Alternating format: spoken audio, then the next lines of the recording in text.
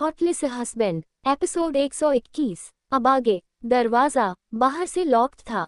जी हाँ, दरवाजा किसी और ने नहीं बल्कि अरमान ने ही लॉक किया था, क्योंकि आस्था ने उसके मुंह पर उसे राक्षस कहा था।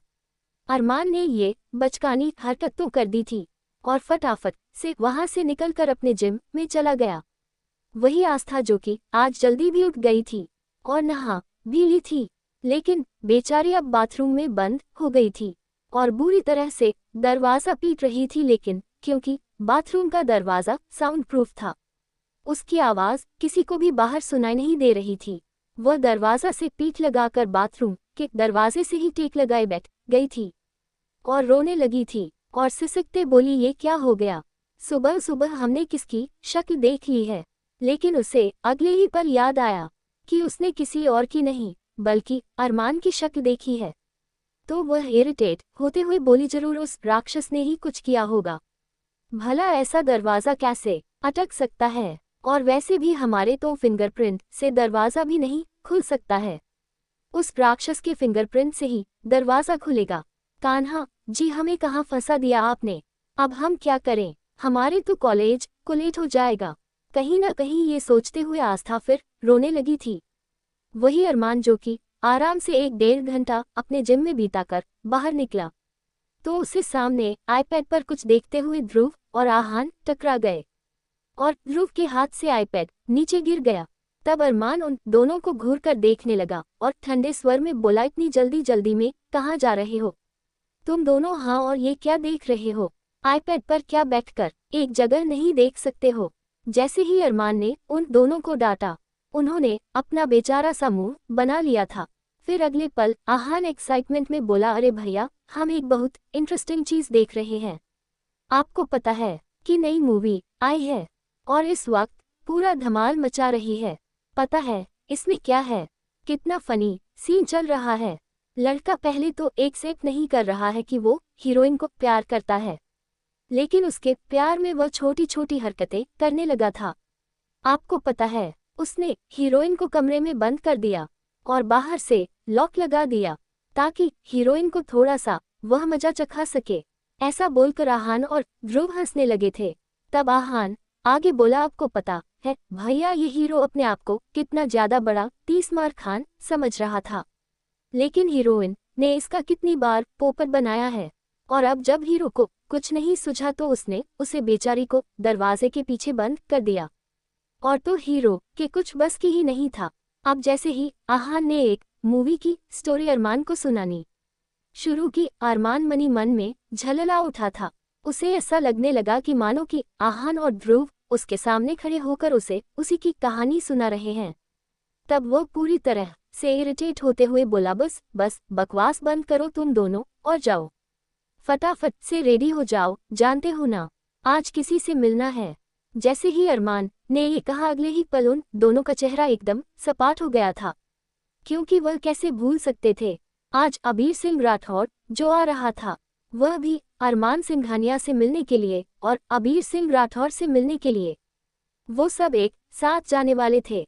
तब उन दोनों ने फटाफट से अपना आईपैड बंद किया और तैयार होने के लिए चले गए थे। वही अरमान जो कि अपने कमरे में तो आ गया था, लेकिन उसके कानों में ध्रुव और आहान की बातें ही गूंज रही थी कि किस तरह से हीरो ने हीरोइन को कमरे में बंद किया था। अरमान ने भी तो ऐसे ही कुछ किया था, बस फर्क सिर्फ इतना था कि उसने आस्था को बाथरूम में बंद किया था। क्योंकि 1-1.5 घंटे बाद अरमान वहां से आया था, तो फटाफट से उसने जाकर बाथरूम का दरवाजा खोला।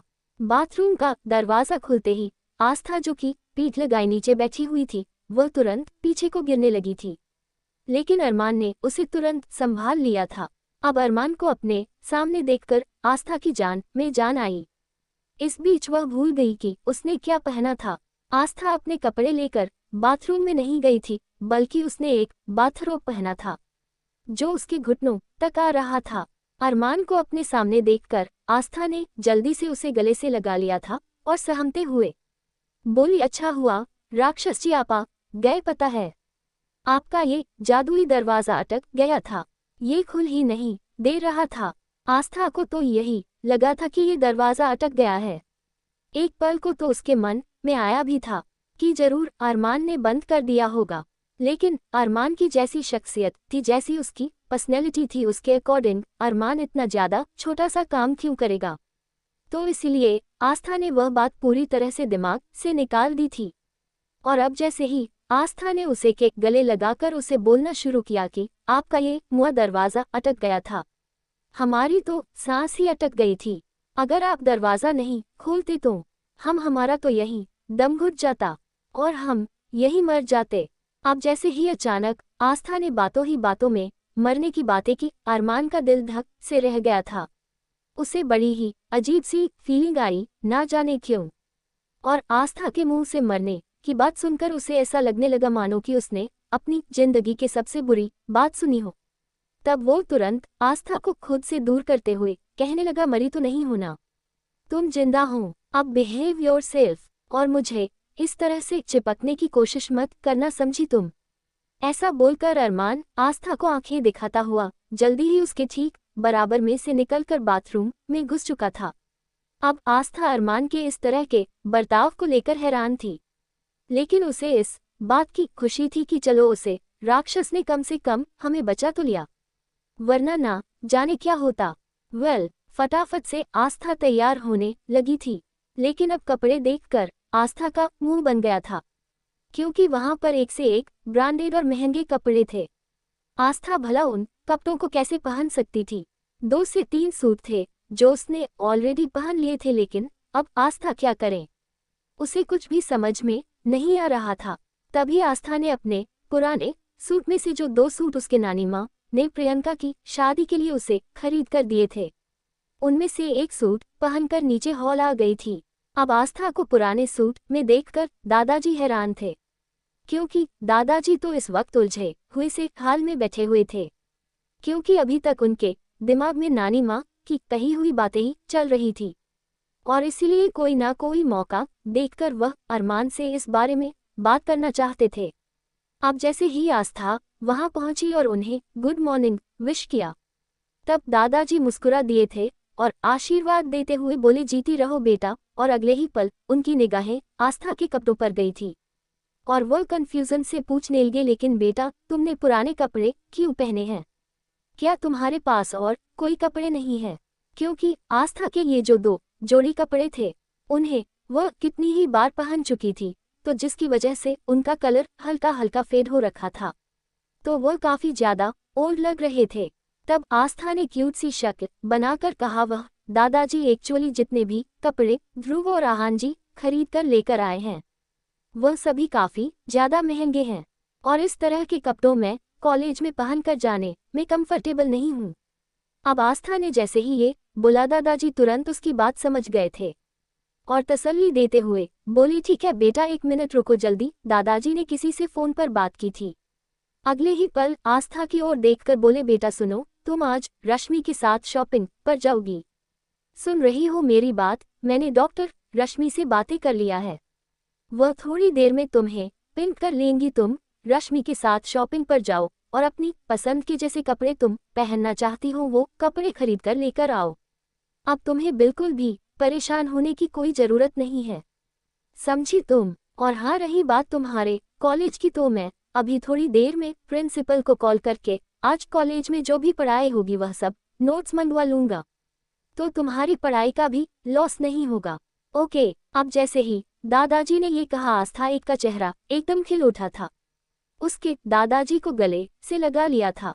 तब तक अरमान में नहा धोकर सीढ़ियों से नीचे आ रहा था और उसने आस्था को दादाजी को गले लगाते हुए देख लिया था, लेकिन अगले ही पल उसने अपनी भौहें सिकोड़ ली थी।